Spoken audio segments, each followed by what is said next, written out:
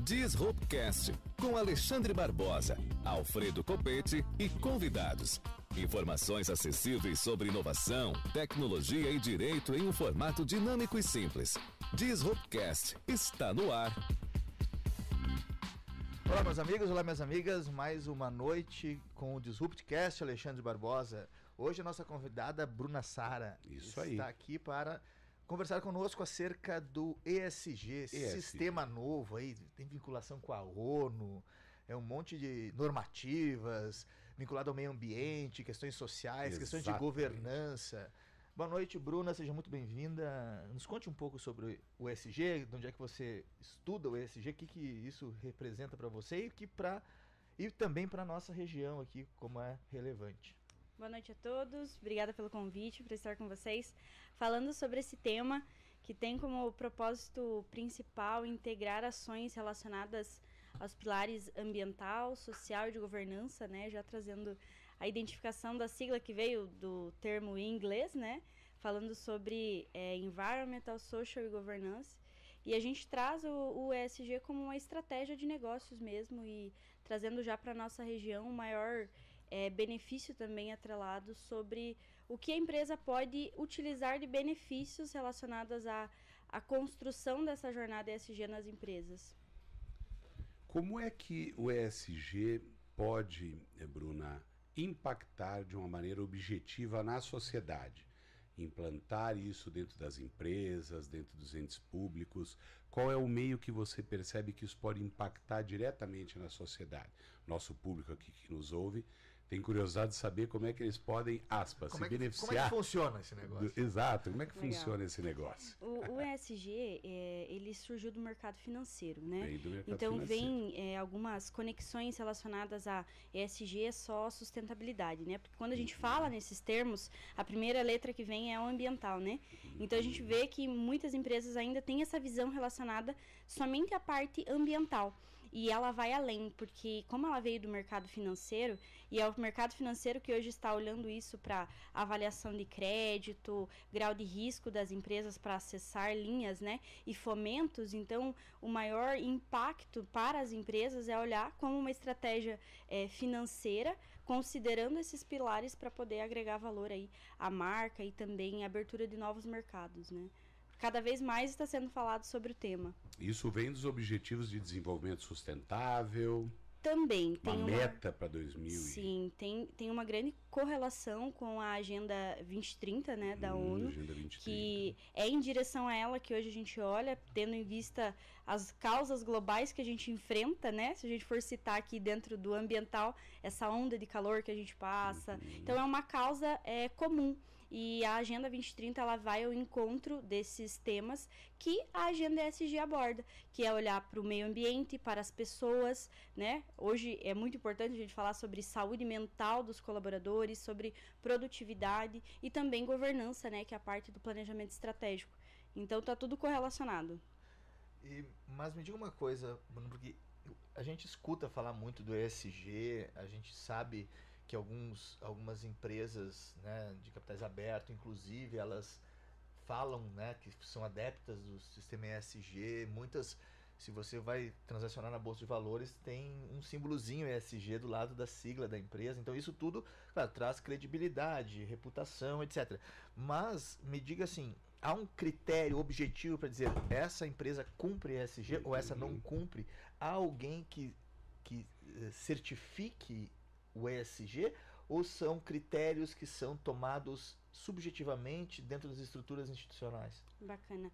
Hoje, pela Bolsa de Valores, a gente tem o Índice de Sustentabilidade Empresarial, né, que norteia, né? Então a gente trabalha com várias frentes e normas voluntárias. Então não existe aqui no nosso país ainda uma regulamentação específica para o ESG. Tem a prática recomendada 2030 da BNT, que traz esses direcionamentos de como a empresa pode adotar o ESG, mas não tem ainda de fato um exemplo em selos de ABNT para certificar a empresa. O que existe é grandes empresas que já são no mercado de acreditação, que estão inserindo selos ESG e certificações para poder fazer a verificação de terceira parte.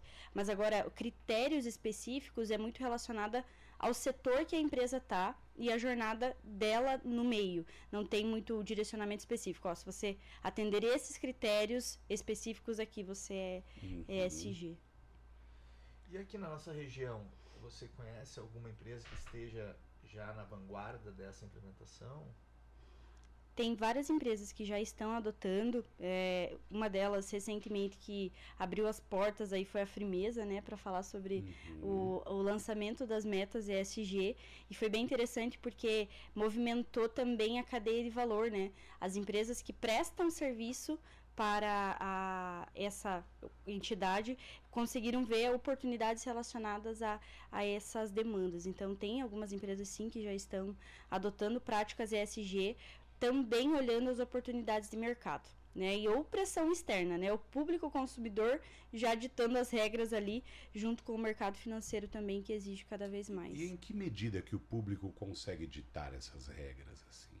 Como é que você poderia me dizer, a empresa tal agora passa a adotar práticas ESG, pensando em ambiente, aspectos sociais, governança adequada, passa pelo compliance, etc. Como é que a população efetivamente consegue, em alguma medida, ditar isso, Bruna? Vamos pegar um exemplo bem exemplos são muito legais. Prático que a gente viu acontecendo do iFood. Né? Quando o iFood mudou a questão das entregas relacionadas a plástico e utensílios de papel, né? Que passou a usar. E se a gente for olhar dentro das de cada aplicativo, quando você faz uma compra, ele fala, olha, a gente compensou suas emissões também de carbono, né? Então, o que acontece? É porque existem várias formas das empresas adotarem novos padrões, sejam por oportunidades, pressão de mercado, que é um exemplo. Se a gente olhar o número de pessoas mudando o seu comportamento de consumo, deixando de comer carne uma vez por semana, virando vegano, vegetariano, mudando os seus padrões, querendo saber a origem dos materiais, de onde ela está comprando. Então, o próprio setor está sendo impulsionado para olhar com mais intensidade para aqueles temas, seja no alto consumo de água, na necessidade de olhar para o consumo e racionalização de energia.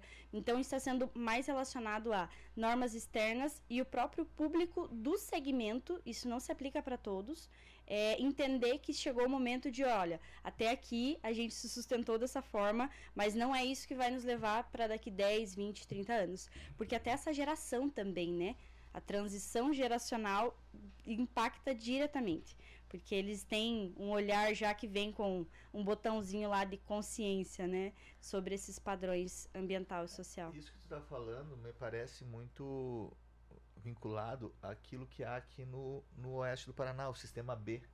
Sim. Né, que é um sistema de sustentabilidade.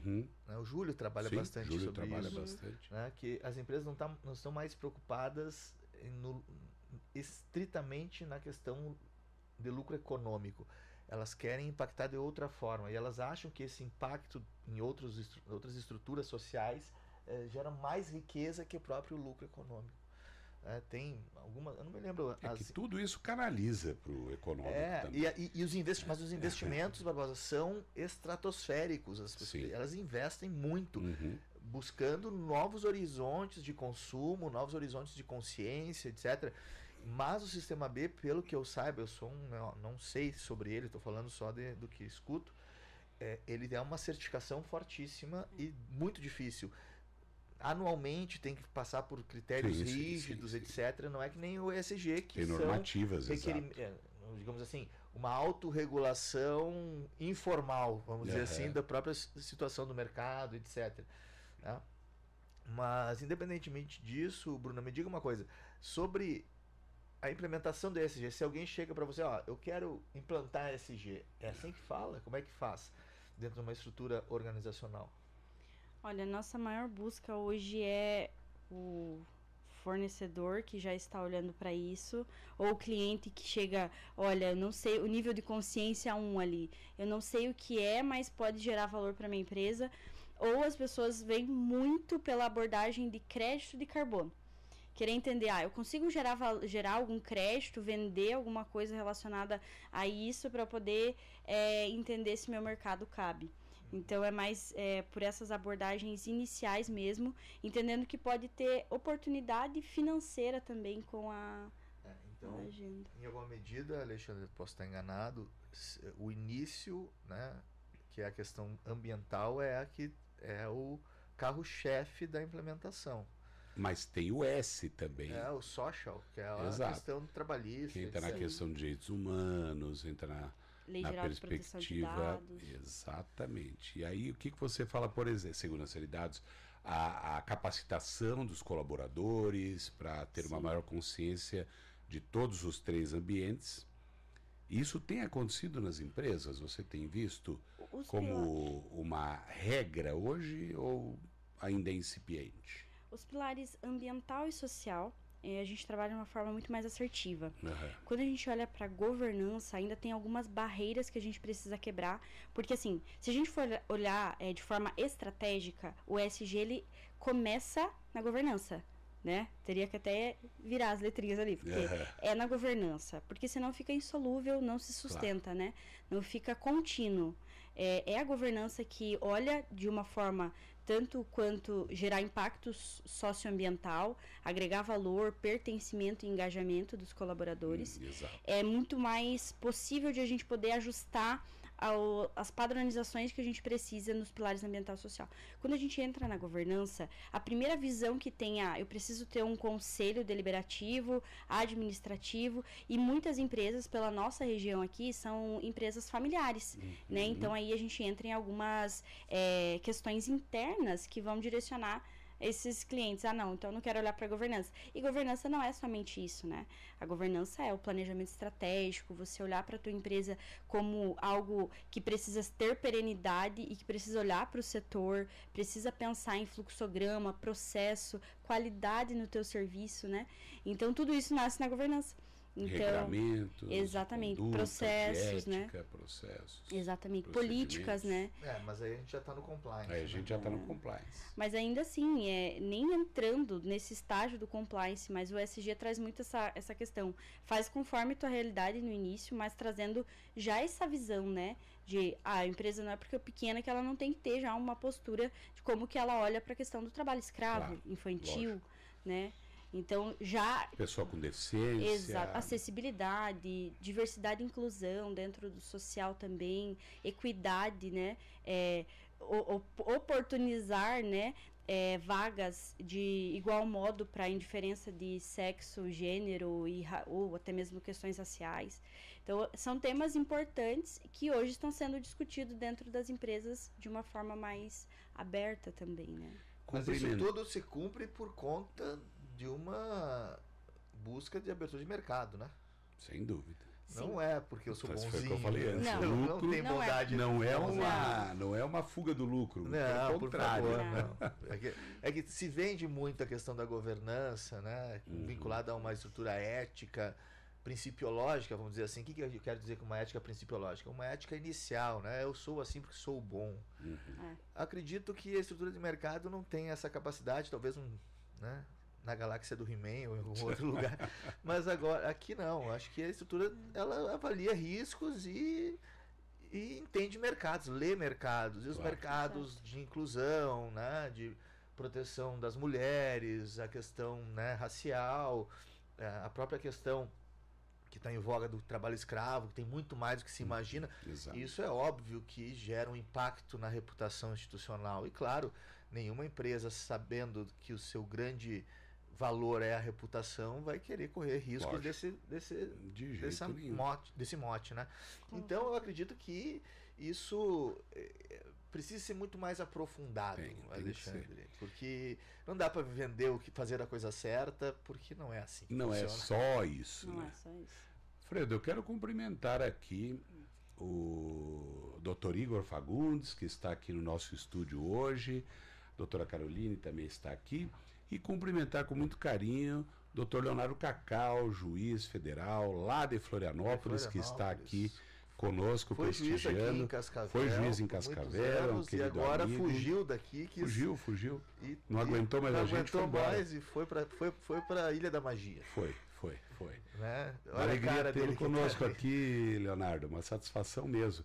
E aproveitar que o Leonardo está aqui e te perguntar o seguinte: Leonardo acaba de me presentear há poucos minutos com a sua tese de doutoramento, tese de doutorado, que é o Direito Fundamental à Educação. Aonde que a educação entra no contexto do ESG para melhorar tanto na perspectiva do desenvolvimento, quanto na perspectiva social e até mesmo na da governança. Por quê? Porque a educação é um dos pilares, se não o mais importante pilar, da nossa democracia, da república, da democracia, da nossa vida, da vida real. O que você me fala, em homenagem ao querido Leonardo que aqui está, sobre o direito fundamental à educação? Onde que o ESG pode nos dar alguma lição sobre isso, Bruna? Olha, já iniciando com as questões da ONU, né? Um dos objetivos da ONU é o objetivo 4, que é a educação de qualidade. E a gente trabalha muito forte dentro das empresas a necessidade de capacitação, treinamento e também desenvolvimento dos colaboradores para que eles possam ter acesso, né, a muitas frentes que talvez não eram antes abordadas na empresa. Tendo em vista que quanto mais você investe no colaborador para o desenvolvimento dele dentro das diferentes áreas que ele atua, mais produtividade você consegue converter e reverter em lucro também. Então a base de capacitação e treinamento é indiscutível e indispensável dentro das empresas, devido a essa necessidade de olhar, né, para o colaborador como um maior ativo. Assim como a marca é importante, as pessoas são o maior ativo dentro das empresas, né, que é o que faz a máquina girar. Então, é extremamente importante esse pilar e não existe ESG sem você comunicar. E a pessoa não é obrigada a saber, então a empresa precisa comunicar e comunicar de forma assertiva para que faça sentido para a posição que ele ocupa. Não para a companhia toda de modo geral no primeiro momento, mas sim qual que é o impacto que o ESG vai ter para aquele colaborador, trazendo essa questão de capacitar ele e também olhar as oportunidades que traz a sigla ESG, né, de modo geral. Bacana. Bruna, tu me disse aqui nos bastidores que tu é engenheira, né? É formada em qual engenharia? Engenharia ambiental. Ambiental. Segurança do trabalho também. Tá. Então esse é o link que vai para o ESG. Eu disse, mas uma engenheira, né, vinculada a questões, né, daí explica bastante. E engenharia ambiental é a profissão, ou uma das profissões do momento. Porque nós temos que nos preocupar mais do que com aquele meio ambiente que a gente pensava, né? Só os passarinhos, as árvores, e também agora, como você bem falou, pensar nas pessoas. O ambiente, mais do que o meio ambiente, o ambiente, em termos lato, é que efetivamente desenvolve empresas, sociedades, municípios, estados e assim vai, né? Acho que o grande tema que, para nós, que a gente fala do lado do direito, né, é um tema ainda não, é muito utilizado e talvez por poucos aprofundado, não tenha sido aprofundado, que é a sustentabilidade. Sustentabilidade.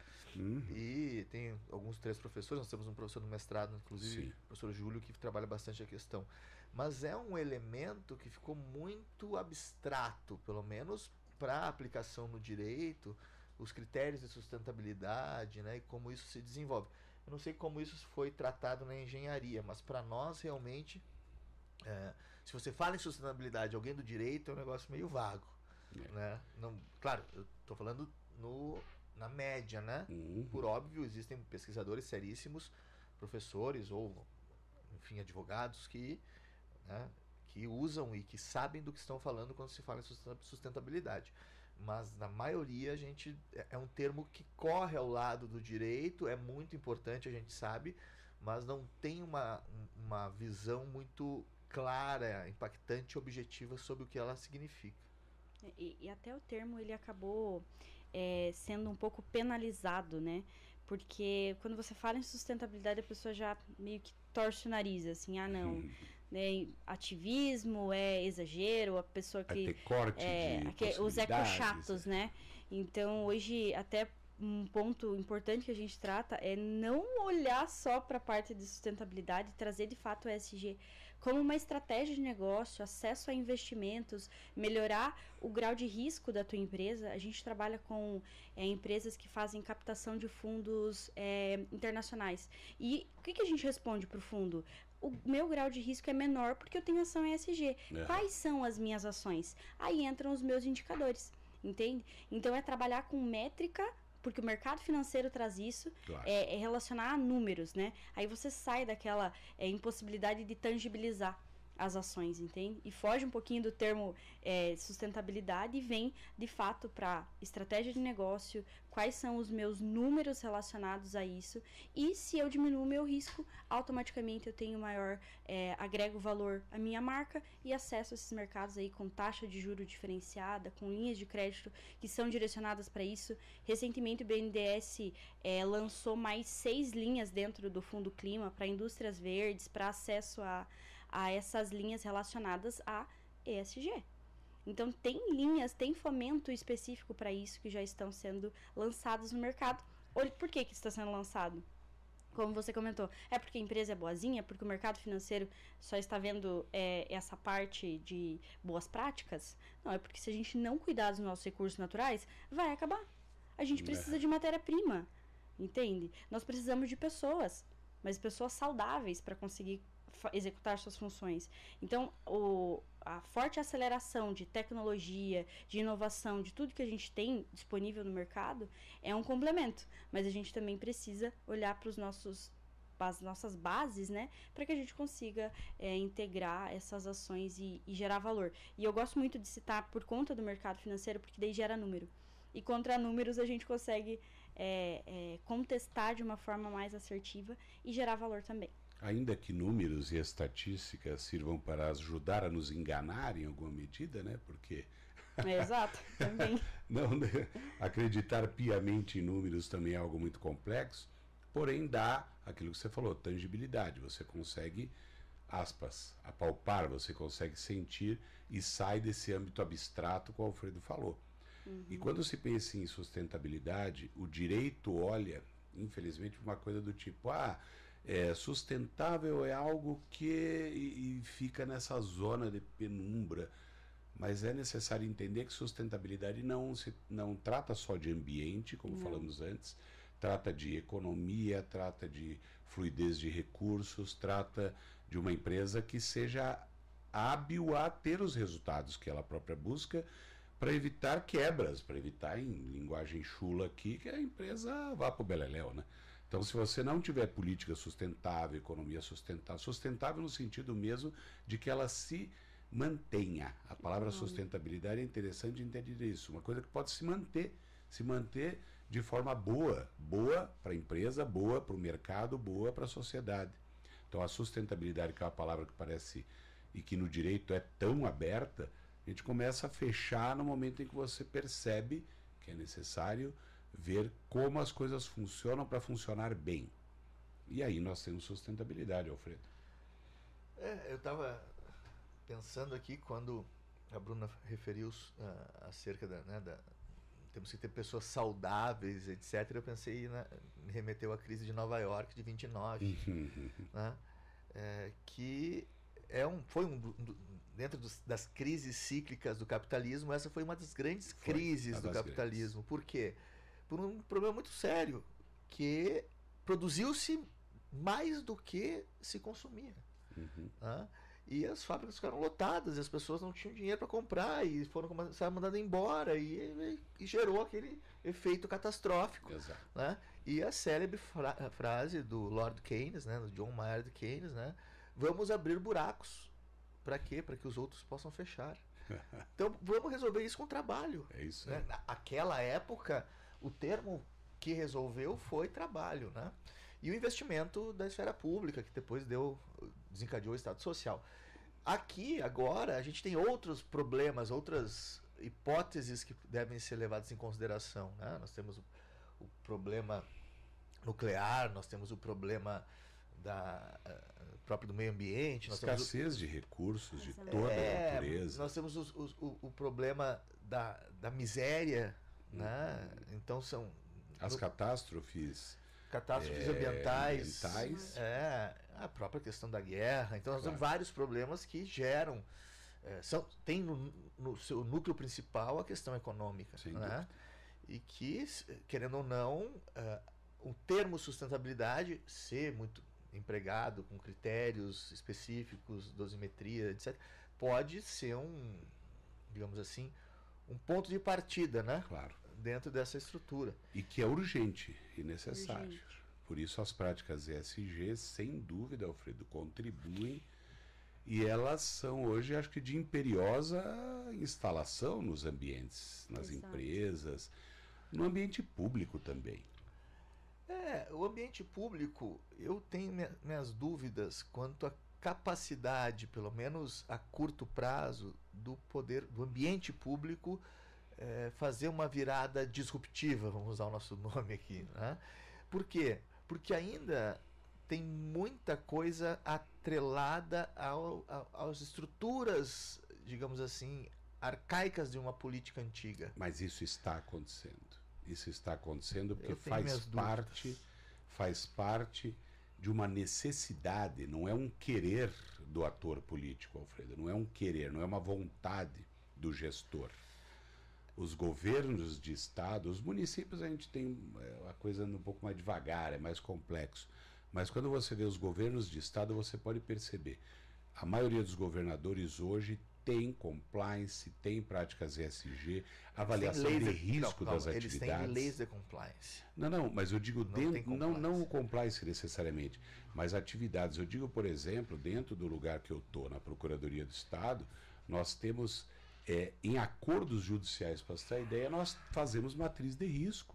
Isso daí, em serviço público, é inadmissível até esses dias. Mas na judicialização, e vocês que... Na tentativa de uma extrajudicialização. Mas dentro do processo. E vocês são uma procuradoria, querendo ou não, de vanguarda. Né? Mas a procuradoria é um exemplo. É que falar em governos, né, é muito complexo, que são muitos governos. Claro, mas a estrutura... Nós estamos divergindo. Não, de forma nenhuma. Né? Eu só estou dizendo que eu sou menos otimista do que o Alexandre sobre esse ponto. Até porque ele está mais dentro da estrutura pública do que eu tô. Eu acredito que as coisas estão mudando. Só que não se muda da noite para o dia. As empresas estão mudando, mas elas também ainda não estão no espaço que queremos, no lugar que queremos. E o ambiente público também vai demorar. Mas eu digo isso não só do Paraná, de vários lugares que eu tenho visitado e visto, que há iniciativas, Alfredo, ainda que os resultados não existam. E demorem ou não existam, como queira, mas as coisas vão acontecendo. E essa é a sua impressão, Bruna, ou não? A minha impressão, olhando para tudo que eu acompanho do ESG que não mostra sinal de desaceleração, é que hoje a gente olha, de forma bem fria, falando, ou olha como oportunidade hoje, ou como risco amanhã. Porque como responsabilidade amanhã. Como risco mesmo de mercado, eu vejo. Porque a gente acompanha cadeia de valor, né, dentro da jornada ESG que a gente trabalha. Hoje tem, de fato, para eu atender alguns mercados, eu preciso estar dentro dos padrões, das normas que as empresas exigem. Sem dúvida. Então, para eu continuar acessando esses mercados, ou até mesmo abrindo oportunidade de novos mercados e posicionando a minha marca de uma forma assertiva, eu preciso entender o que está sendo construído dentro do meu segmento e tudo mais. Então, hoje sim, como foi comentado aqui, as questões de regulamentação são muito necessárias para as empresas poder, de fato, entenderem que o que eu vou fazer para eu conseguir declarar as minhas ações. Hoje a gente tem relatórios de sustentabilidade que empresas que já estão em capital aberto publicam, empresas que não estão fazem publicações também já. Mas é muito relacionado a isso. É um mercado em que ele, de fato, está abrindo essa porta, não vai desacelerar, e a gente tem grandes oportunidades aí nesse mercado, porque eu falo muito isso, onde tem tendência, e ESG está aí, né, mostrando isso, também tem oportunidade. E aí, quem levanta a mão primeiro, né, bebe água limpa, de fato. E, já diria o ditado. Exatamente, né? Então, vê as oportunidades que esse termo traz para as empresas também, né? Alfredo, e aí nós podemos então dizer que estamos diante de uma das grandes estruturas de Estado, de direito e de tudo que é a regulação. Ela falou em regulamentação, mas você acha que aí nós falamos de regulação para essas práticas, algo desse tipo? Eu acho que é uma regulação, uma autorregulação, né? E que abarca, do ponto de vista geográfico, estruturas para além dos estados, né? Porque falamos, por exemplo, do mercado de capitais, as empresas de bolsa de valores, etc. Isso tudo gera uma autorregulação, né, de credibilidade, de interesse social, etc., que ela é, não vou dizer automática, mas ela se autoconstrói, né? É diferente, por exemplo, quando nós temos uma obrigatoriedade de autorregulação ou aquilo que nós chamamos de autorregulação regulada, que é, por exemplo, o compliance. Tem uma lei que diz assim, olha, ou você é obrigado a ter compliance, ou diz, se você tiver compliance, você terá benefícios. Isso é uma autorregulação regulada, né? Enquanto que o ESG, não, pelo menos ao que eu saiba, não tem nenhuma lei, tem a ESG que você vai ter benefícios. É a própria prática mercadológica que impõe, né, pelos seus critérios de interesse, né, de interesse de desenvolvimento econômico mesmo, que diz para os interessados, para os seguidores do mercado, você precisa disso. O que eu tenho, é muito interessante que eu tenho visto bastante, tenho visto teóricos e empresas também, falando que o compliance é gênero e ESG entra no ambiente do compliance. Que lhe parece isso? Isso é um equívoco. Mas o compliance é um ambiente mais amplo. Dentro dele pode ter práticas ESG. O que eu acredito? Que lhe parece? Que o compliance está dentro do ESG. Claro. Porque o compliance é o braço ativo que avalia riscos da governança. Então você pode ter governança sem compliance, não há nenhum problema. Você não tem compliance sem governança. Então o compliance é o risco. Sempre é a avaliação de riscos. Né? Pode ser econômico, jurídico, reputacional, pode ser destinado às questões, se é um setor mais frágil na perspectiva ambiental, às questões ambientais, se é um setor vinculado ao capital financeiro, né, ou instituições financeiras, bancos, a questão da lavagem de dinheiro, se é uma empresa com contratos públicos, etc., a questão da corrupção. Então o compliance, ele é uma avaliação criteriosa, técnica de riscos da governança. Eu acho que ele é como se tivesse ESG, o G e um bracinho para fora, assim, compliance. Só que tá, o social, eu não estou dizendo que eu concordo, eu estou só repetindo aqui coisas que eu vi que também não concordo. Já nos cortaram a palavra aqui, mas vai, fala. E que não concordo, mas já estamos terminando, hein? Estamos terminando. Mas é interessante ver como esses conceitos, essas ideias e essas construções estão aí, elas estão acontecendo, elas estão circulando. Cabe a nós tentarmos ajustar isso para que aconteça de uma forma positiva e boa, né? Com certeza. E entendendo, eu acho muito interessante comentar, porque as empresas precisam olhar a primeira estratégia para a jornada ESG que ela vai iniciar ou pensa em começar a adotar as boas práticas, é entender o setor que ela está e qual é o impacto nacional, internacional que esse mercado está tendo de relevância, sabe? Porque aí você entra, como foi comentado, nesses padrões mercadológicos mesmo de questão econômica e exigências do setor. E aí você começa a entender as oportunidades relacionadas a ela.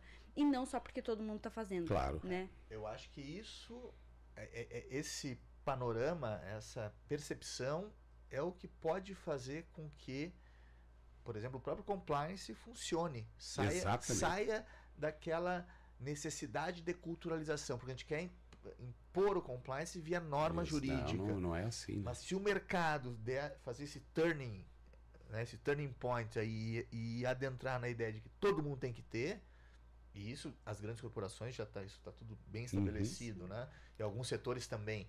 Mas assim, quando for descendo para as grandes médias aí, todo mundo exigir dos seus fornecedores, etc., isso realmente vai ser um boom. Mas, infelizmente, hoje não temos tempo para mais nada. Então, agradecer, Alfredo, agradecer a Bruna, a nossa engenheira, que veio hoje falar sobre ESG pra gente. Muito legal. Né? Muito tempo, bacana, né, o papo, o tempo é pouco.